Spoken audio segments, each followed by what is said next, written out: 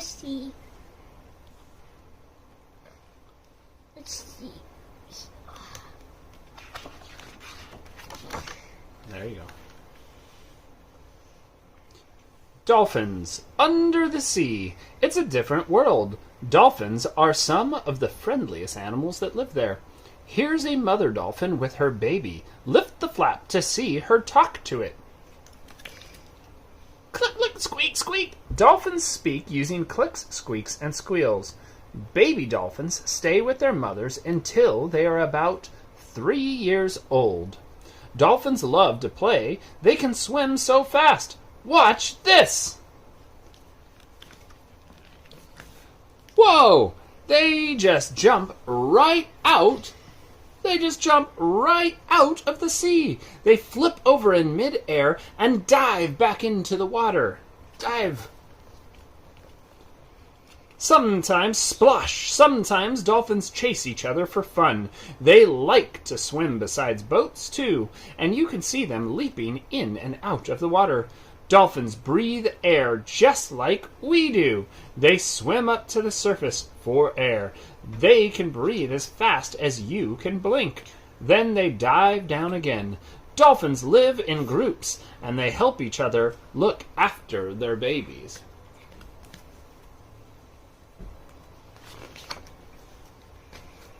Now there's sharks. Sharks are all shapes and sizes. The smallest is the size of your hand. Show them your hand. Yeah. Do you remember what that one's called? The pinky shark? A pygmy shark, or a dwarf shark. The tiniest shark is called the pygmy dwarf shark. Now this one is called a great white shark, and it is fierce and strong. If you were a fish in the sea, what would happen? Flip it over. You gotta watch out. You better swim away! Just look at all those teeth. A shark like this has about 3,000 teeth, and they are very sharp. Woo! The biggest shark of all is called the whale shark. It's a gentle giant, though. When it eats, it opens its mouth wide. Woo. Whoa. And swallows a mouthful of tiny floating animals. Called plankton. Yeah, plankton. It is so big it has to eat lots of them. Now we'll talk about seahorses. These are seahorses. Can you point to them, Apollo? Yeah, that's a seahorse. They are fishes, though, and a seahorse doesn't look much like a fish, does it? No? Yeah? Baby seahorses grow inside their fathers, not their mothers. Is that weird? Yeah. This is a father seahorse. One of the babies is being born. Can you find its brothers and sisters, Apollo? Easy. After they are born, the babies swim off and take care of themselves. A seahorse swims by waving the fin on its back very quickly, but it still only moves along slowly. When it wants to keep still, it curls its tail around something and holds tight. There's another fish here hiding in the seaweed that kind of looks like a seahorse. What is it, Apollo? A dragonfish. A leafy sea dragonfish. It's like a very frilly seahorse. Some grow twice as big as this. Twice as big as this. As big as my hand. All of these animals are their real size. The one above isn't yet fully grown. Okay. Corals, Apollo. We're talking coral now. All of these lovely yellow, green, blue, and red shapes are made of tiny little animals called, what are they called, Apollo? Plankton. Or not these. These are corals. Yeah, good job, corals. Lots of corals together like this are called do you know what it's called?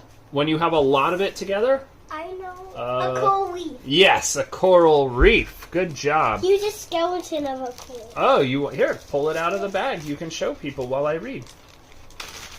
See what you can find living on a coral reef. You wanted to show them a real coral reef? Yeah, hold it under the camera. Here, bring your hand over so you can see it. This is the skeleton from a coral reef. Hold it under. Yeah, a little further. There you go. That is the skeleton from a coral reef. Okay, so we're looking under that flap, Apollo. What do we see? There are lots of places for little fish to hide from bigger fish in the coral reef. Lots of the fishes here have pretty patterns. This helps them hide among the brightly colored coral. What about this fish, Paul? Is that one hiding? Oh, I think you missed one tab. Ah, there. What is that? A starfish. There's a starfish in the coral. And then what's next? An orange rock makes a really good hiding place for an orange octopus. Coral also gives off a small dose of poison if someone touches them. This fish is in danger. Do you want to flip the danger fish over? The poison will stop the fish from moving. Now the coral will eat it very slowly. Bad luck, fish, bad luck. All right, next page.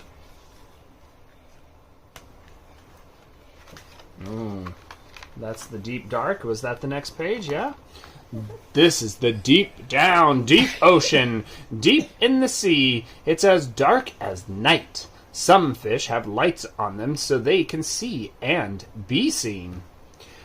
This flashlight fish has a light by its eye. It covers the light with a flap of skin to turn it off. Want to show the flashlight by its eye? Yeah. A viper fish has a light on its back. And other fish swim to the light and get caught by the viper fish. Where's the viper fish, Paul? Yeah, and that's the light on its back.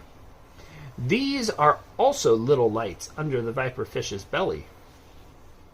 This is an anglerfish. Where's the anglerfish, Apollo?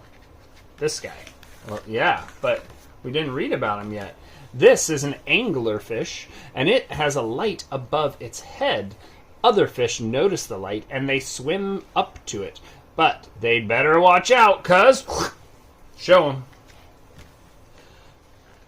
Because, oh dear, the fish swam right into the anglerfish's mouth. The anglerfish doesn't chase its food. It's actually very slow. It only swims slowly, and most fish follow the light right into its jaws. These little hairy bits also light up. All right, Paulo, next. Almost. Now we are near the beach. Closer to the beach, the sea is shallower. Lots of animals live here. There's plenty to eat, and the water is very warm. This is a blenny. There's something behind the seaweed, too. What's behind the seaweed, Apollo? A lionfish. I'm not called a lionfish for nothing. It's a lionfish. Watch out! It has spikes on its back, and they'll hurt you if you touch them. Yeah, they are poison, that's right. And it looks like it has like a lion's mane, huh? That's why it's called the lionfish. Here, sunlight reaches the bottom of the seafloor, so lots of plants will grow too. There's starfish, there's little limpets, there's a sea urchin. Now, this stripy eel is called do you remember what it's called? Zebra. Yeah, a zebra eel. And it is chasing this octopus.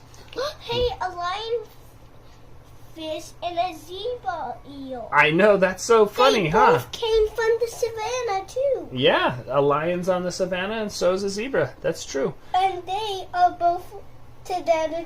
They are in underwater, too. In the same part of the ocean, yeah. That's very, very good observation, Apollo. Well, it says lift the flap to see how the octopus gets away from the zebra eel. Let's see. What did it do, Apollo? It just squirted ink. Yeah, the octopus squirts a cloud of inky liquid into the ocean and says, "You can't see me! I'm gone!" And then it hides. Goodbye, behind a rock and seaweed. When the inky cloud has gone, the octopus has escaped. And the zebra eel says, "Hey man, where'd he go? He's like a magician." Yeah? Alright. Fishy tricks. Some fish are really good at looking after themselves. They use very clever tricks to keep safe from other hungry fish. For example, this puffer fish is in danger from that guy. This fish is a grouper, and it is looking for something to eat. Probably that puffer fish, right? But what does that puffer fish do? Boom! "I'm not eating that," says the grouper, because the puffer fish, when it is scared, sucks in water and fills up just like a balloon. Then spikes stand out from its skin. And would you want to eat a spiky fish? No. So, this fish is called a plaice, and when it is lying on the sand, it looks like sand. But if you lift the flap to see what else, now it's lying on the gravel, and the plaice is in pebbles, and it hides from other fish by changing to match the ground and background it's on. So, what about this fish? Do you remember that one, Apollo? Oh.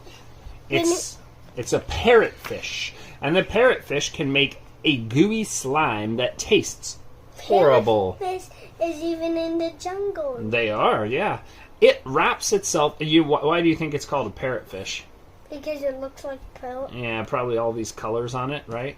It wraps itself in slime. And look, the beak looks like a parrot. A little bit, yeah. It wraps itself in slime before it goes to sleep. If other fish try to eat the parrotfish, it's disgusting. They will get a mouthful of yucky slime. That's right. And they'll be like, not eating that. Well, that is not quite the end of our ocean story. We have one last page. Nope. What are you doing? Oh, we did forget the light tonight. Oh, well, that's okay. I think they can still see. The book has shown you some of the things that live under the sea, but it would take thousands of books like these to show them all. What do you think, Apollo? Thousands of books? Yep. Should More like 200. Should we read thousands of books to the kids? Yes or no? Yes. Yes? Okay, we will. See you next time on Apollo Reads. Bye. Bye.